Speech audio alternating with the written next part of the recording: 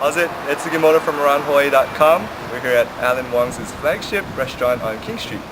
Here to talk to the man himself and sample some of his poki-pines dish. Let's check it out. As a local boy, what are your fondest memories of poke?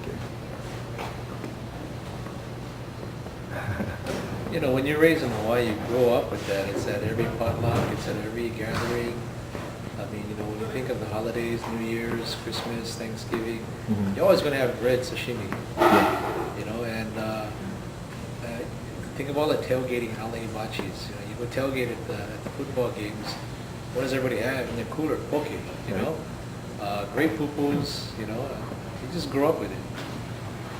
Why was it important for you, the master of Hawaii regional cuisine, to add poke dishes to both of your Hawaii locations? I think what's important is for people to taste Hawaii when they come to the restaurant. You know, we want people to taste Hawaii. So, how do you taste Hawaii? You know, we feature things grown, raised here in Hawaii. We also feature dishes that local people like to eat, whether the ingredient or whether it's a concept like loco moco. So how do you take the loco moco and put it into this kind of a setting? Poke is natural because, you know, it's so a big part of our culture.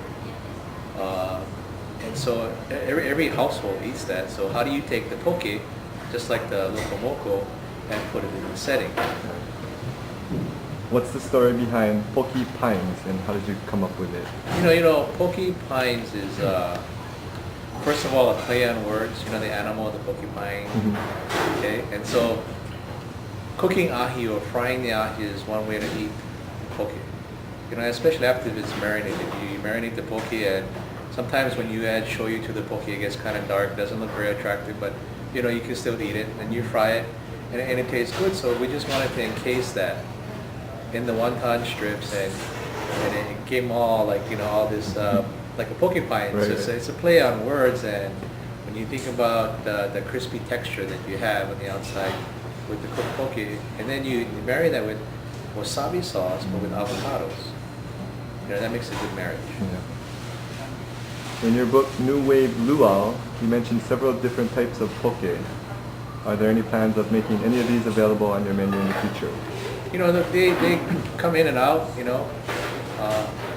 We serve things in the book, in the various restaurants, but, you know, it's like, you know, you got to keep moving forward and try new things and different things, and as you learn more, as you travel more, as you taste more things, see more things, you know, your cooking style evolves. So I think, you know, we will have more, let's say instead of poke dishes, more raw preparations, yeah.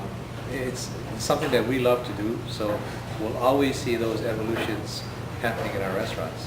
So even you're still evolving as a chef as well? Oh, you know, the local people love to eat raw fish. You know, we're an island state, we're surrounded by the ocean, so we like to serve the fishes from our waters. We are a culture that eats a lot of raw fish, and so it's only natural that if you want people to taste Hawaii and taste the culture, that you serve a lot of these preparations, whether they're in poke form, in tartare form, a carpaccio form, or a kind of ceviche or sashimi form. You know, it's all kind of one big category. Yep.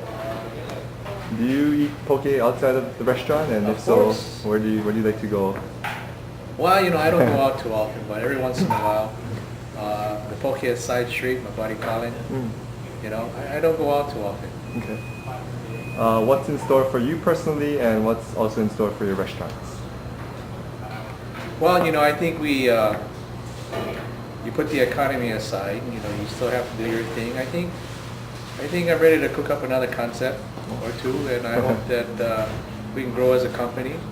I think we can grow as individuals within our company. So that I think, you know, we want to move forward, but sensibly at this time. Do you have any words for your customers out there, or future customers? Well, besides come taste Hawaii, you know, this past Christmas I said, imagine if every dollar you spent buying Christmas presents for your friends and family, you bought everything that was made or raised in Hawaii or produced in Hawaii. You know, with the economy the way it is, what better way than to fuel our own economy? So, you know, I think I speak on behalf of all the restaurants all the mom and pop stores and restaurants that dot the community and become the community. You know, if we start, we need to support our local restaurants. That's what it is. It's like the farmers. If we don't buy local, we don't support the local farmers, but we're not going to have farmers. Mm-hmm. Well, you know, the same with the restaurant industry. It's